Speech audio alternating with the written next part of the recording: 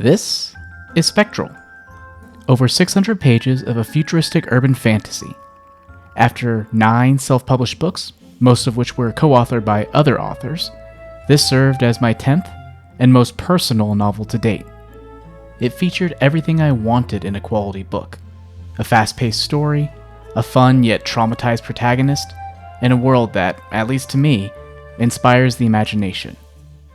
It also featured over a dozen pieces of original art, and thanks to a talented illustrator, my wife's keen eyes for design, and a typeface designer, it had a cover I could only dream of being associated with my work. And yet, despite all that, the book failed.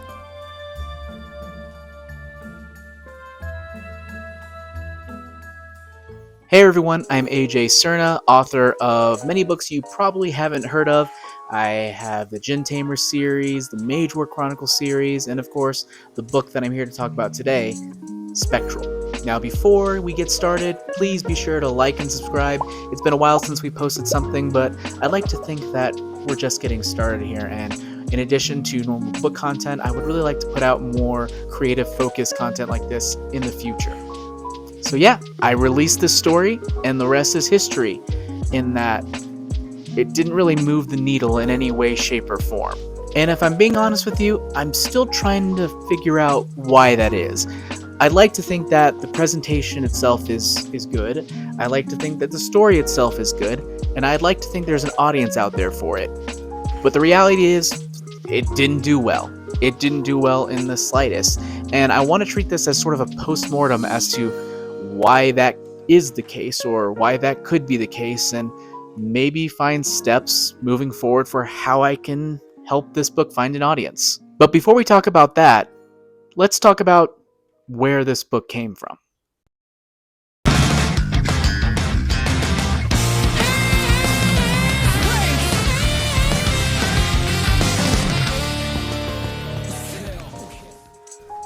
This is Blue Exorcist, an anime series originally released in 2011, and it would go on to serve as something of a foundation for Spectral, something that can likely be attributed to its failure. But it goes deeper than that. As you can see from my shelves, I'm a big fan of novels, I'm a big fan of books, specifically fantasy, but it's not the only medium I love. I went to film school, so I'm a fan of film, I'm a fan of animation, I'm a fan of anime, and I loved anime so much that coming out of film school, I kind of made it a mission to get into the anime industry in some way, shape, or form. I interned at a studio called Bang Zoom Entertainment, and following my graduation, I did some live action and anime dubbing work for them in a limited capacity. I'll be honest with you, I wasn't very good at it. The work was labor intensive and required timing lip flaps down to specific time codes, and my brain was way too slow to do this effectively.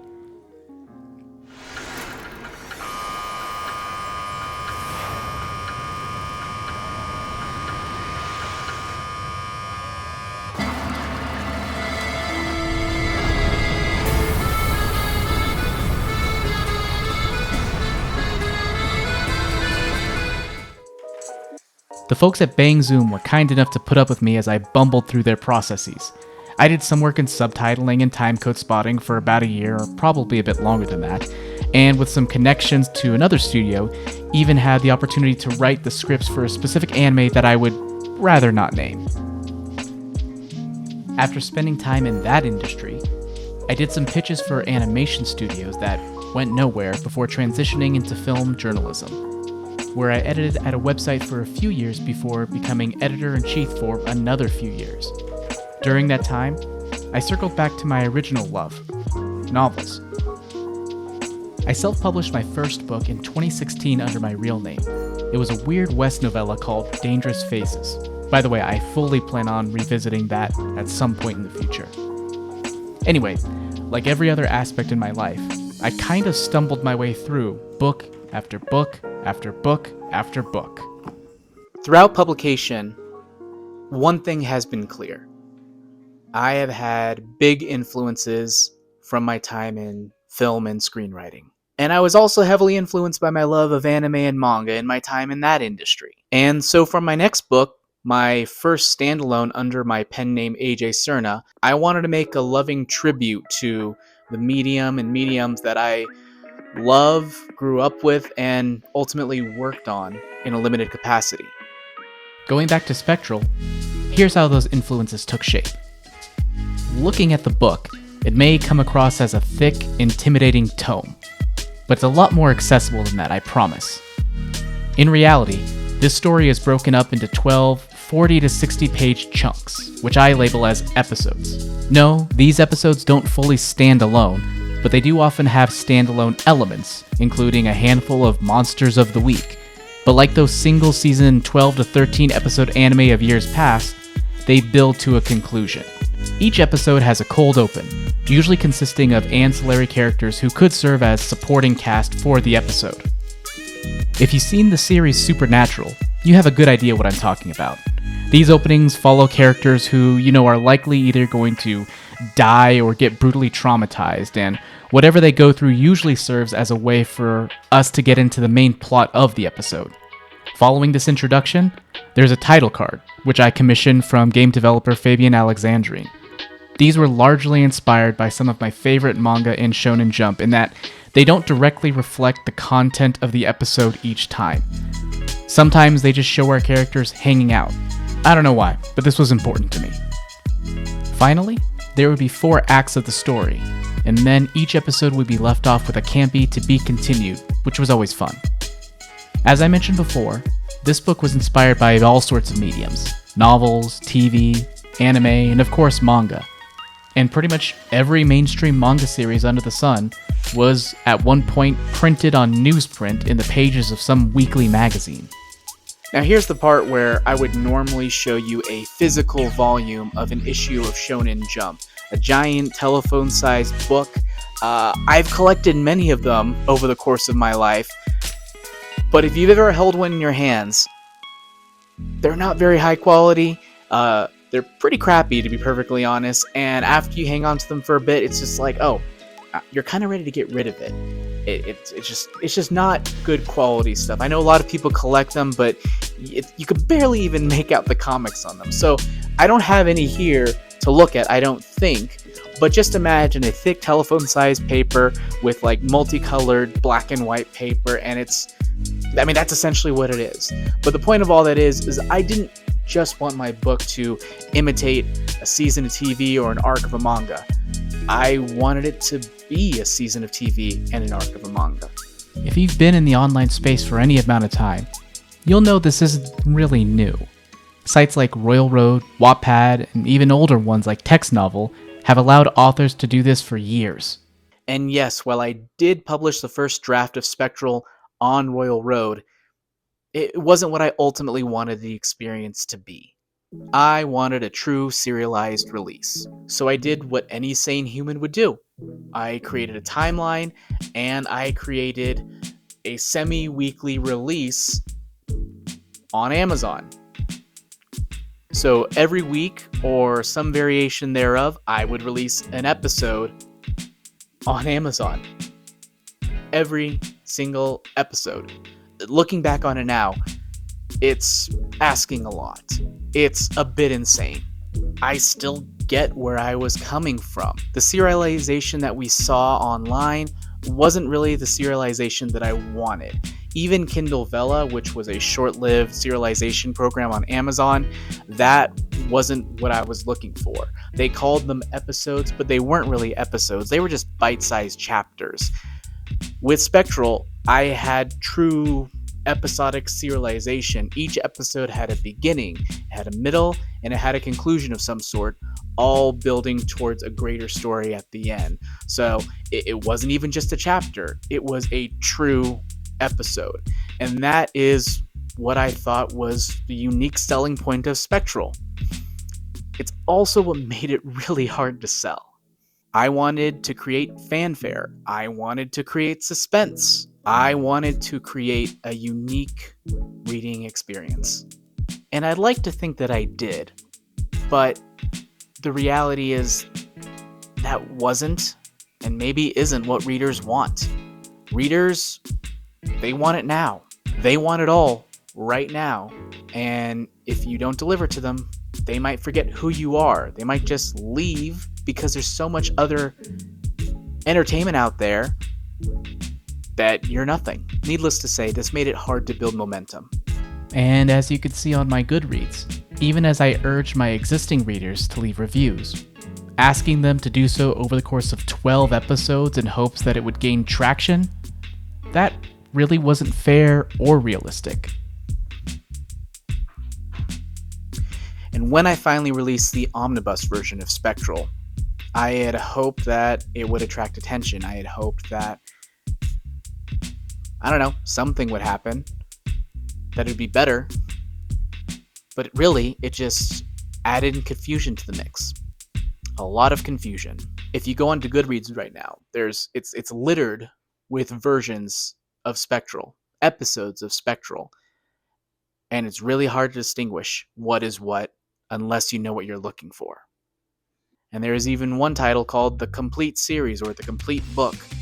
There might be both, actually, I think.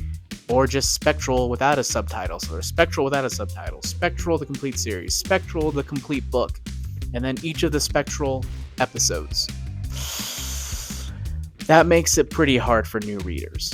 And like I said, I've since sort of rebranded it as simply Spectral. A one-word, easy-to-remember title. But the damage seems like it's already been done.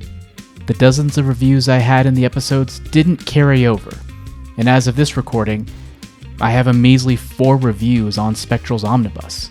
5 if you count the physical Ingram edition that shows up on Amazon.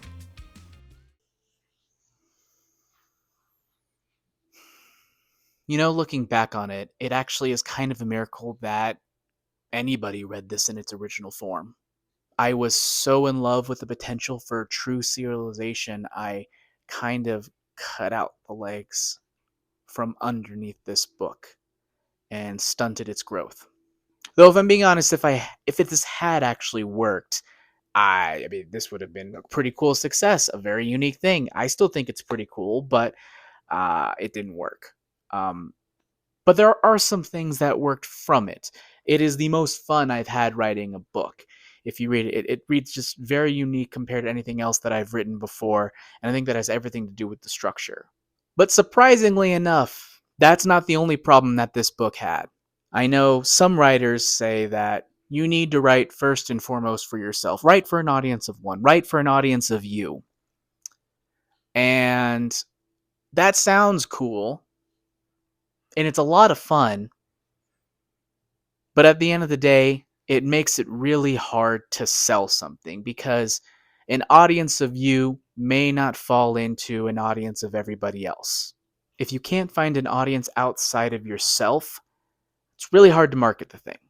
And that was Spectral's big issue. Its audience. I'll be real. Even now, I don't even know how much of an audience there is for Spectral. When I first wrote it, I thought, oh, that's great for anime and manga fans. They'll love it. Not really realizing, well, several huge problems, but one I'll talk about. Right now, a lot of anime and manga fans are watching and reading isekai stories, where the main characters are reborn into worlds where they build skill, experience, and oftentimes a rap sheet of sexual partners along with it. This also holds true in progression fantasy stories, many of which get their start on websites like Royal Road. And you know what? Maybe Spectral is a progression fantasy. That was my mindset, at least.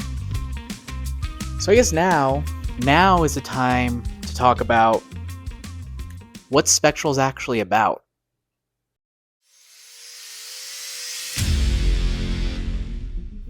The story is set in a cyberpunk Los Angeles decades in the future.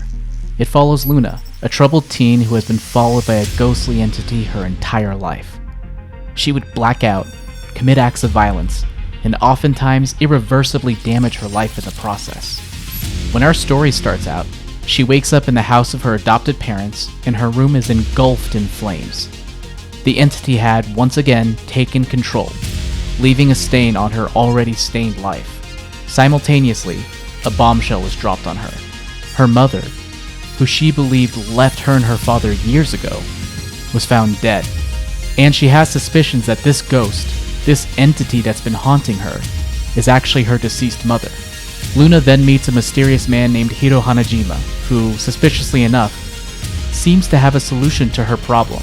Luna's mother, if made a spectral companion, can be used to fight other ghosts within the urban landscape of Los Angeles. She can grow in strength, and once she's attained a certain level, Hiro can ensure she could never negatively impact Luna's life again. This book has a relatively hard magic system, one that revolves around the leveling up of the ghosts, and the leveling up of the abilities of the person who is linked to the ghost. I thought that would make it a good candidate for progression fantasy fans. And why not? 2 previous series of mine, Djinn Tamer and Champions of Mithrune, were lit RPG, a subgenre of progression fantasy where characters or monsters level up and get stronger. Luna levels up her Spectre throughout the story and gains abilities, wielding the Spectre as a giant sword in the process. It's cool, right? Well, maybe, but there's one key problem. As cool as that sounds, it's not a power fantasy. Take a look at most other similar stories, and they're fronted by GigaChad or GigaChad wannabes. All they want is to conquer.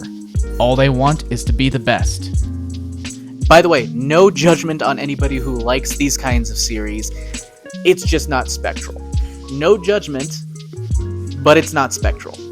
Luna is not a conqueror. She's traumatized. She's broken. She's doing her best to survive in this world that she lives in. And everything she does in growing her abilities is all in service of getting rid of her Spectre and claiming her normal life that she believes she is afforded. This world of Los Angeles is seedy, run down, and in many cases dystopian. This is not a world you want to live in, and Luna's only goal is survival.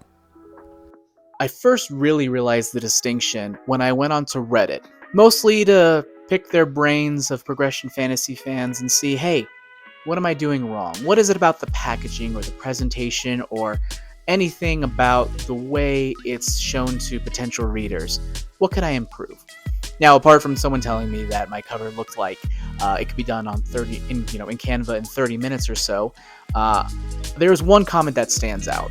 Or rather, one commenter that stands out. They had a couple of different posts, and it was a real awakening. There were 2 parts to it.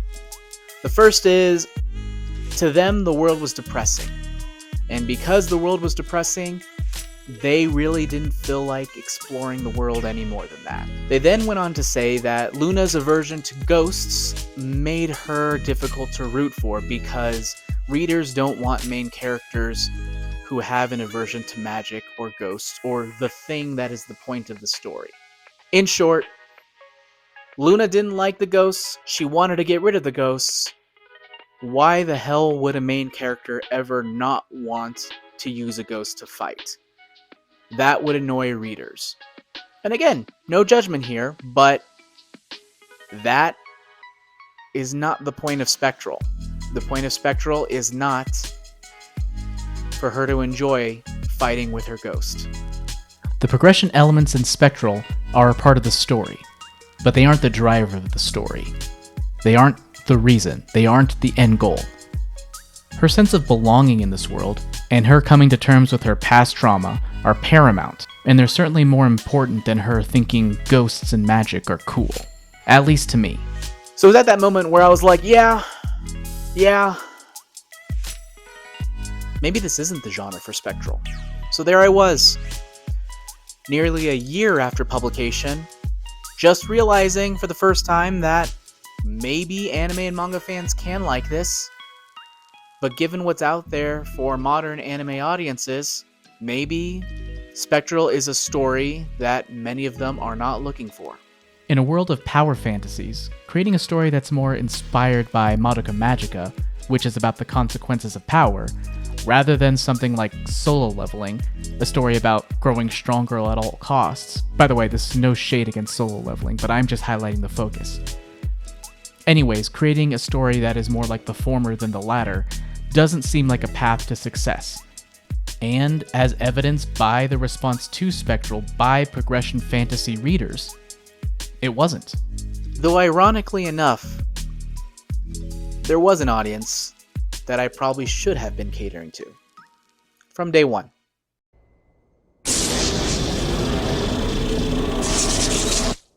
Yeah, calling those cold opens in my story my supernatural openings should have been a big hint.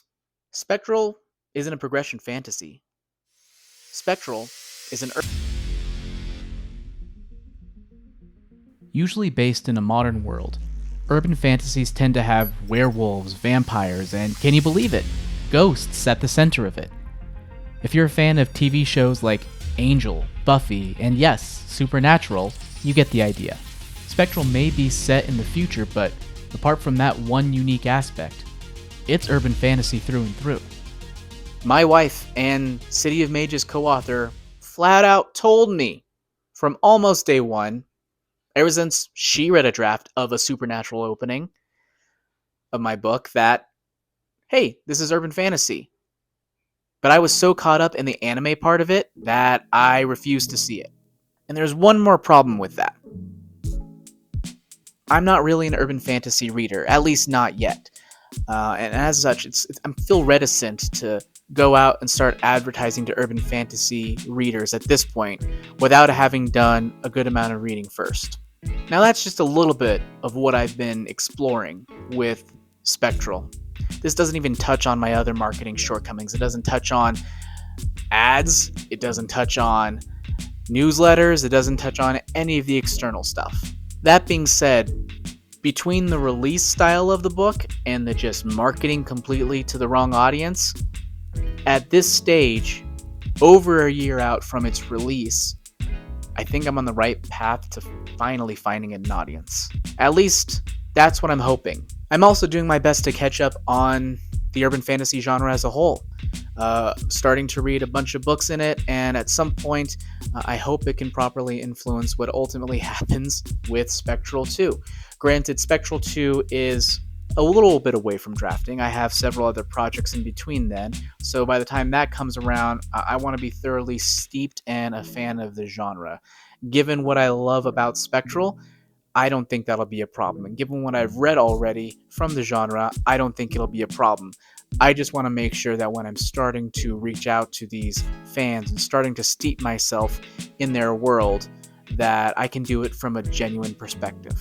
I'm almost embarrassed by how long I avoided the genre and avoided comparing it to Spectral. Would have probably saved me a lot of pain. I still plan on keeping the serialized episodic structure, but in better understanding the readers, I can make sure expectations are met, and that I can hopefully cater to them as best as I can while retaining my creative integrity. We'll see how possible that truly is, as I plan on this series delving into very anime-inspired mech territory as it goes on. Whether or not this is something urban fantasy readers will tolerate, that's another question altogether. That could very much be another mistake in the making. But what's life without a bit of fun, right? Now, I don't know how correct any of this is or how satisfying of a conclusion this is for anybody watching, but it's always good to reflect on things that you've done. I've been publishing for just under 10 years at this point, and it's been a learning experience every step of the way, from my very first published work all the way to my most recent, which is a sequel to a fantasy series. So it is all constantly new. It's constantly changing. But I also do want to be able to reflect on what I think works and discover the little gems amid the turmoil. And for me, episodic storytelling is a game changer. I absolutely adore it. My wife and co-author would be able to really speak to how different and how invigorated I am when writing Spectral compared to other stories. Now, it's not to say I don't like writing those other stories. I think they're great, but there's just a real unique aspect to it. And because of that, I'm bringing episodic storytelling to other different stories in the future, which, if you follow along with me, you'll be able to see in the future as well. Anyways, that's just been a little bit of a rant from a fatigued author, but one that's still ready to push forward. I'm excited and happy to have you along for this journey. And yeah, again, please like and subscribe to this video. I plan on making more creative focused videos like this in the future. This was a lot of fun to make. So far, I say that before having edited it. So I hope it's still the case in the editing room. But yeah, Please subscribe to Magia Reads, and until I see you next time, keep on creating.